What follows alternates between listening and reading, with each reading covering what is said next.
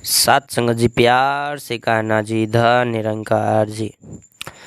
आइए सात संगत जी एक छोटी सी कहानी के माध्यम से समझते हैं कि संतोष ही सबसे बड़ा सुख है। अगर आपने ज़िंदगी में संतोष करना सीख लिया, आप जितना मिला है उसी में खुश हैं, तो फिर आपसे बड़ा कोई खुशी हो ही नहीं सकता है। आइए सत्संग जी, कहानी से पहले बाबा अवतार सिंह द्वारा लिखी कुछ लाइनें हैं जिनको पढ़कर आगे बढ़ते हैं। एक तो ही निरंकार, निरंकार को जो पहचाने स्वामी कुल खजाने का। निरंकार को जो पहचाने भेदी ताने बाने का। निरंकार को जो पहचाने इस जग में परवान है वह। निरंकार को जो पहचाने पतवाला प्रधान है वो। इसको जो नर याद है करता कभी न वह मोहताज बने। इसको जो नर याद है करता सबके सिर का ताज बने। वह कर सकता याद प्रभु की जिस पर गुरु की रहमत हो। धूली उनके चरणों की अवतार कए यह निहमत हो। एक तू ही निरंकार। सत्संग जी, जिस व्यक्ति पर निरंकार प्रभु का आशीर्वाद हो जाए, वह किसी चीज़ के लिए मोहताज नहीं हो सकता है। सत्संग जी, आइए एक छोटी सी कहानी के माध्यम से हम समझते हैं कि संतोष ही परम सुख है।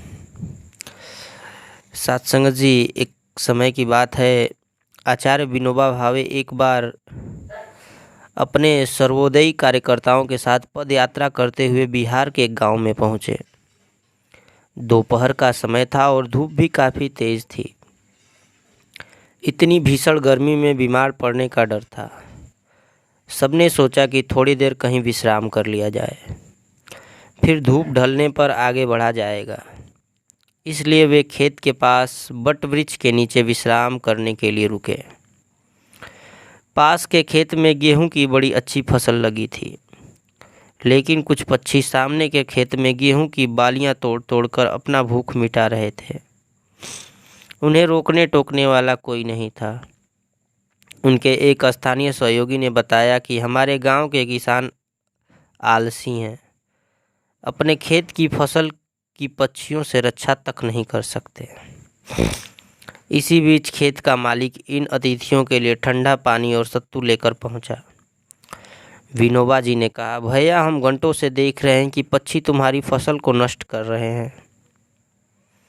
क्या तुम इन्हें उड़ाने का प्रबंध नहीं कर सकते? किसान ने हाथ जोड़कर कहा, पक्षियों और फसल दोनों को भगवान ने ही पैदा किया है। पक्षी अपना हिस्सा ले रहे हैं और मुझे भी अपना हिस्सा मिल जाएगा। पक्षी यदि खेत से दाना नहीं चुनेंगे तो जिएंगे कैसे? उनका तो कोई कमाने वाला भी नहीं है। संत विनोबा उस संतोष व करुणा की मूर्ति किसान की बातें सुनकर गदगद हो उठे। उन्होंने किसी संत महापुरुष का कहा एक वाक्य दोहरा दिया, राम जी की चिड़िया राम जी का खेत, खा रे चिड़िया भर भर पेट। तो सत्संग जी, कहने का मतलब यह है कि राम जी का बनाया हुआ ही सब कुछ है। आपको अपने हिस्सा मिल रहा है। राम जी की बनाई हुई चिड़िया है, राम जी का बनाया हुआ खेत है, सब कुछ राम जी ने ही बनाया है। अगर जो व्यक्ति इस बात को समझ गया, उससे सुखी इंसान इस पूरी दुनिया में कोई नहीं है। तो सत्संग जी, हम भी इस बात को समझने का प्रयास करें और सबसे सुखी हो। सत्संग जी, प्यार से कहना जी धन निरंकार जी।